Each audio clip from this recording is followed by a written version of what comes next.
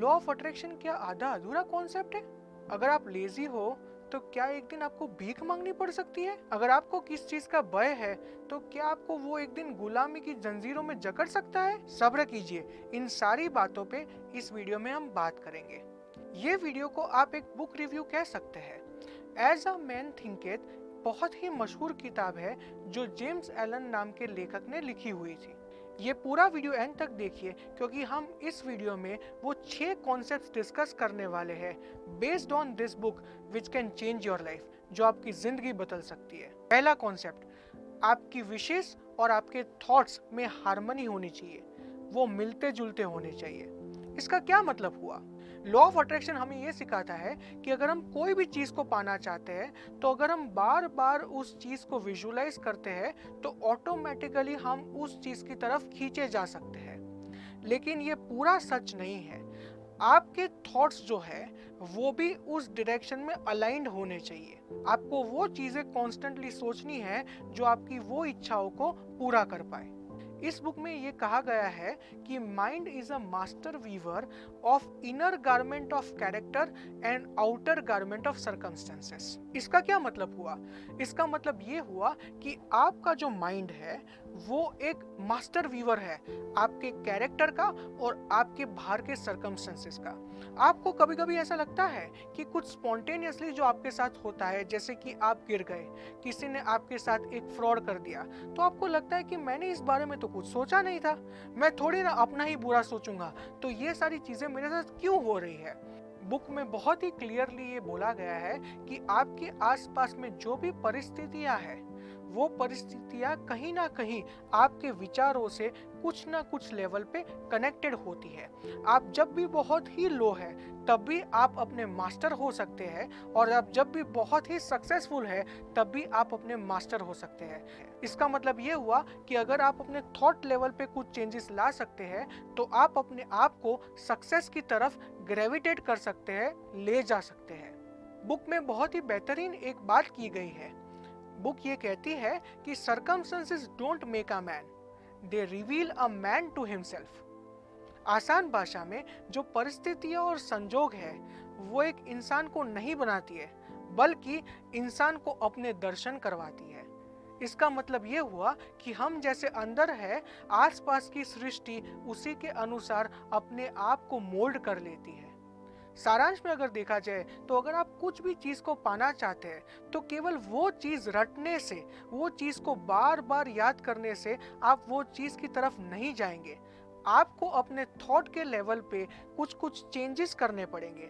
आप अपनी रोजमर्रा की जिंदगी में लोगों के बारे में क्या सोचते हैं, अपने काम के बारे में क्या सोचते हैं, अपने बारे में क्या सोचते हैं, ये सारी चीजों को थॉट के लेवल पे चेंज करना पड़ेगा, जिनके कारण आप अपनी इच्छा की तरफ बहुत ही जल्दी आगे बढ़ पाएंगे। इस किताब का दूसरा part, don't try to study the effect, instead try to study the cause.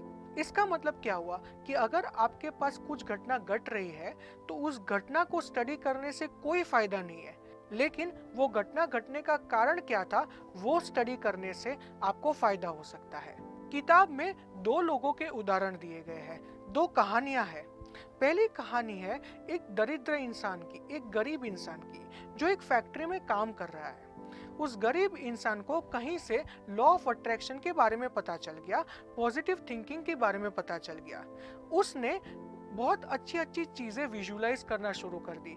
उसने ये देखना शुरू कर दिया कि वो एक महल में रह रहा है। वो ये ख्वाब दिन में भी देखता था और रात में भी देखता था, लेकिन दिन में जब वो अपनी फैक्ट्री में काम करने जाता था उस टाइम पे वो अच्छा काम नहीं करता था, वो काम चोरी करता था। क्यों? क्योंकि उसको लगता था कि उसको जितनी तनख्वाह मिलनी चाहिए वो बहुत ही कम है, इसलिए वो कम काम करेगा। आप यहाँ देख पा रहे हैं कि उसके मन में, उसके जहन में अमीर बनने का ख्वाब तो है, लेकिन विचार के स्तर पर वो काम चोरी कर रहा है।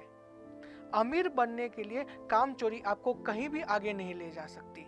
अगर दूसरी कहानी की बात करें तो दूसरी कहानी का मूल पात्र एक बहुत ही अमीर इंसान है।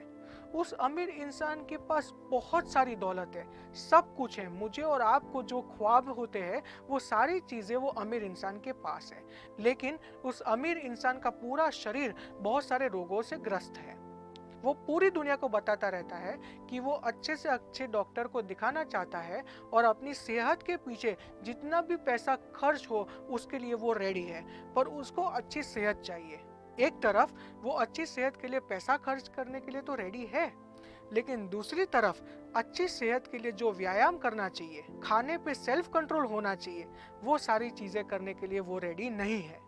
इस अमीर इंसान को कितना भी पैसा खर्च करने पर सेहत नसीब नहीं हो सकती।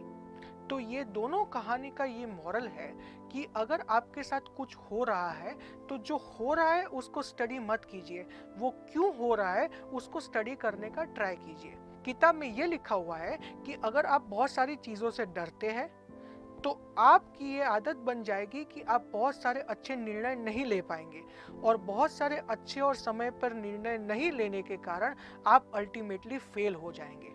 किताब में यह भी लिखा गया है कि अगर आप आलसी हैं तो आप काम चोरी करेंगे, आप बेईमानी करेंगे, और यही काम चोरी और यही बेईमानी एक ना एक दिन आपको सड़क पर भीख मंगवाने पे मजबूर कर देगी।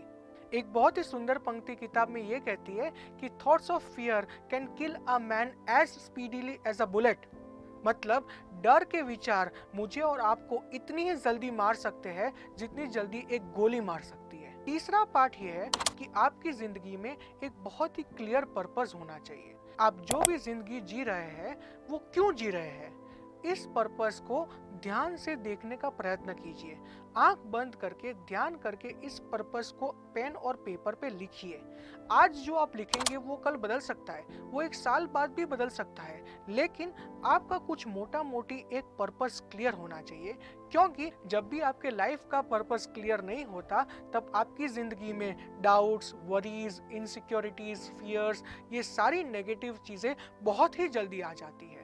और लेखक का ये मानना है कि इन नेगेटिव चीज़ों के कारण आपको उतना ही नुकसान हो सकता है जितना नुकसान आपको एक जानबूझ के किया हुआ गलत काम करने से हो सकता है। जिस किसी भी इंसान के लाइफ में पर्पस क्लियर है वो फेल तो हो सकता है, लेकिन वो फेलियर उस इंसान को स्ट्रांग बना देता है, उसका चरित्र और स्ट्रांग हो जाता है, जिससे वो सक्सेस की बहुत ही नजदीक पहुंच जाता है।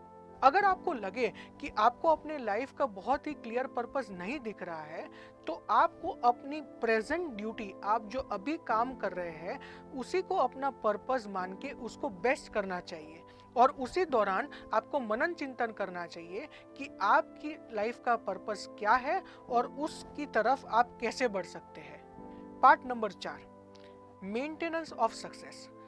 आप अगर कोई बड़ी चीज की कामना करेंगे और साथ साथ आपके थॉट्स बहुत ही प्योर और सही डायरेक्शन में होंगे तो आपको डेफिनेटली वो चीज मिलेगी। लेकिन कहानी यहाँ खत्म नहीं हो जाती। आपको जब भी कोई चीज मिल जाती है तब भी आपको अपने थॉट्स को प्योर रखना है, अपने कैरेक्टर को प्योर रखना है। अगर आपने वो नहीं रखा और इम्प्योरिटी आपके कैरेक्टर में आ गई तो अगले ही दिन, अगले ही महीने, अगले ही साल आप सक्सेस से फेलियर तक बहुत ही जल्दी गिर जाएंगे। Part number 5, world is not a matter of chance. आपको जिंदगी में जो कुछ भी मिलता है वो आपके थॉट्स, आपके एक्शंस के कारण मिलता है, ना थोड़ा भी ज्यादा ना थोड़ा भी कम। जेम्स एलन का तो ये मानना है कि आपको जो कुछ भी गिफ्ट मिलता है, जो पावर मिला है, कुछ इंटेलेक्चुअल अचीवमेंट है, मटेरियल अचीवमेंट है, स्पिरिचुअल अचीवमेंट है, ये सारी चीजें मैटर ऑफ चांस नहीं है, वो आपको ऐसे ही नहीं मिली हुई है, वो आपके थॉट्स और आपके एफर्ट्स के कारण ही आपको मिलती है। छठा और आखिरी पार्ट, कामनेस, शांति।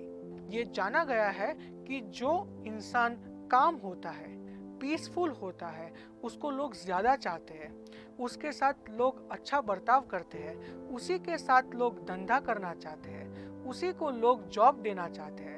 मतलब जो इंसान अपने टेम्पर, अपने गुस्से पे कंट्रोल कर सकता है, अपनी वाणी पे कंट्रोल कर सकता है, वो इंसान बहुत ही आगे पहुंच सकता है। अगर बारिश हो या धूप, ऐसे इंसान की जो मनस्थिति होती है वो समशीतोष्ण होती है। तो अगर सारांश में बात की जाए तो ये बुक हमें काफी सारी चीजें सिखा देती है। लॉ ऑफ अट्रैक्शन उसकी जगह पे ठीक है, लेकिन कोई भी इच्छा करने के साथ साथ आपके थॉट लेवल पे प्योरिटी होना बहुत ही जरूरी है। आप जो भी थॉट करते हो वो अल्टीमेटली आपके एक्शंस में कन्वर्ट होता है, और जो आपके एक्शंस है वो अल्टीमेटली आपके आसपास की परिस्थितियां बनाते हैं। आपके थॉट्स को आपको कंटिन्यूअसली प्योर रखना है, राइट रखना है, जिसके कारण आपकी उत्तरोत्तर प्रगति हो। आपकी लाइफ का एक पर्पस आपके थॉट्स को प्योर रखने के लिए बहुत ही हेल्प कर सकता है। दुनिया में कोई भी चीज ऐसे ही नहीं हो जाती, वो कुछ ना कुछ आपके थॉट से कनेक्टेड होती है। और अगर आप काम है तो आप अपने सक्सीड होने के चांसेस बहुत गुना बढ़ा सकते हैं। तो अगर पूरी बुक की समरी आपको एक लाइन में समझाऊं तो सेल्फ कंट्रोल आपके थॉट्स को सही डायरेक्शन देगा, राइट थॉट्स आपकी हैबिट्स को सही करेगी, आपकी सही हैबिट्स आपको सक्सेस की तरफ ले जाएगी, कामनेस आपको इस सक्सेस को मल्टीप्लाई करने का पावर देगी, और ये self control, thoughts, habits, calmness के पावर से आप लाइफ में कुछ भी अचीव करना हो बहुत इजीली कर पाओगे। आशा करता हूँ कि आपको ये वीडियो पसंद आया होगा। हमारे चैनल को सब्सक्राइब कीजिए और बेल आइकन दबाना ना भूलें। वीडियो को लाइक कीजिए और अपने फ्रेंड्स के साथ शेयर कीजिए। रुकिए, जाने से पहले इस वीडियो में आपको कौन से 3 की लर्निंग्स मिले वो कमेंट्स में लिखकर मुझ तक पहुंचाइए। खूब खूब धन्यवाद।